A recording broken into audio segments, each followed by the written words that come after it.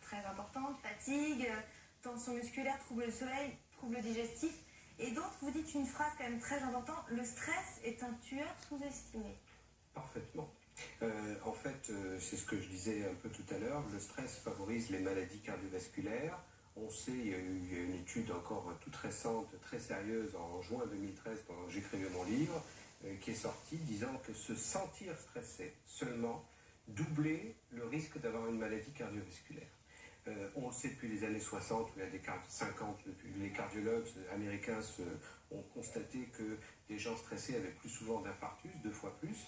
Donc en effet, le stress, on confond un peu en France, dans nos pays occidentaux, puisque c'est partout le stress, il n'y a pas qu'en France, on confond stress et complications du stress. Je crois qu'il faut bien comprendre que quand nous voyons des gens qui sont anxieux, déprimés, on n'est plus dans le volet du stress. Le stress, ce sont des signes somatiques.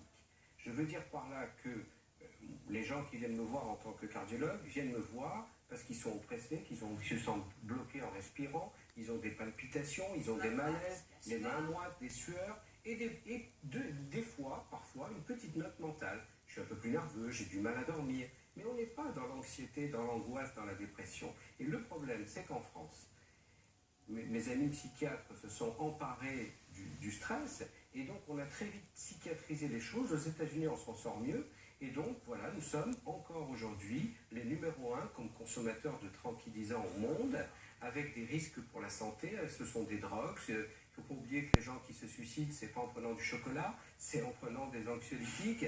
Donc voilà, c'est très très dangereux. Alors, ce que je voulais dire, c'est que bien sûr, ce que j'essaye d'exposer, c'est que tout doit être mis en œuvre pour gérer son stress, pour éviter les maladies, pour se sentir bien, on l'a dit. Gérer son stress, toutes les méthodes sont bonnes, toutes les armes sont bonnes à prendre. Chacun doit trouver son sport, la relaxation, le yoga, la sophrologie qui réunit beaucoup de choses. Tout cela est largement positif.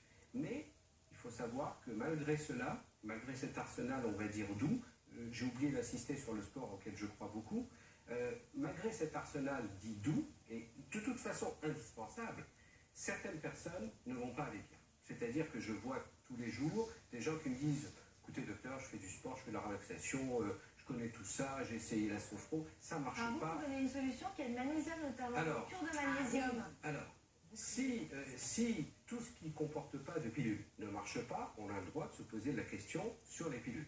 Bien sûr, il faut éviter avant tout, vous l'avez compris, les tranquillisants, les psychotropes, sauf si ça relève de la psy, qu'il faut demander un avis à un collègue psychiatre à ce moment-là. Bon. Alors, le magnésium, c'est connu depuis longtemps. Moi, j'y crois personnellement beaucoup.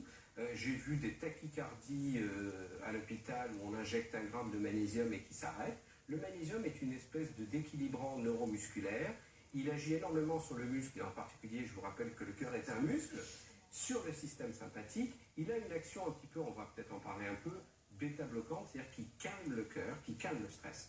Il faut savoir en plus que d'après les études de Jean Durlac, qui est un spécialiste qui a beaucoup étudié très sérieusement le magnésium, certains d'entre nous, sans le savoir, en perdent plus que d'autres par les urines. Et puis enfin, il faut savoir que si on est stressé, si on est fumeur, on consomme beaucoup plus de magnésium que la majeure partie des gens. Et si on mange bien, on en a à peu près 250 mg par jour, alors qu'il nous en faudrait 400. Voilà, donc en fait, on est toujours un peu sous-dosé. Ça ne veut pas dire forcément qu'il faut se goinfrer de comprimés de magnésium. Et de chocolat noir. Et de chocolat noir. On fait quoi? On fait une cure d'1 mois et on dit que c'est bien? Moi, je pense que de toute façon, il est toujours bien de se faire des cures de magnésium avec des bons magnésiums. On en a maintenant, parce qu'avant, on n'avait pas toujours les bons produits. Il faut que ça soit... Ça contienne assez de magnésium. Bon, moi, j'aime bien certains magnésiums qui sont très très dosés, qui ne sont pas toujours en vente en pharmacie, qui ne sont pas plus chers, hein, à part qu'ils ne sont pas en pharmacie. Plutôt les lactates, les glycérophosphates, et ceux qui marchent bien pour balancer un peu, c'est le Destress, qui est bon. Et vous en avez d'autres qui sont dosés là. Quand on se donne des cures, moi j'aime bien donner 300 mg. Le problème des médicaments en vente, enfin, du magnésium en vente en pharmacie, c'est qu'ils sont dosés à 30 mg, le Destress. Vous avez un qui s'appelle le Malvin qui est dosé à 300 mg, c'est vachement mieux, mais c'est des sachets. Quand tu es stressé et que tu travailles, il faut te balader avec ton petit sachet. Alors, il y a des labos qui ont créé des comprimés à 150 mg.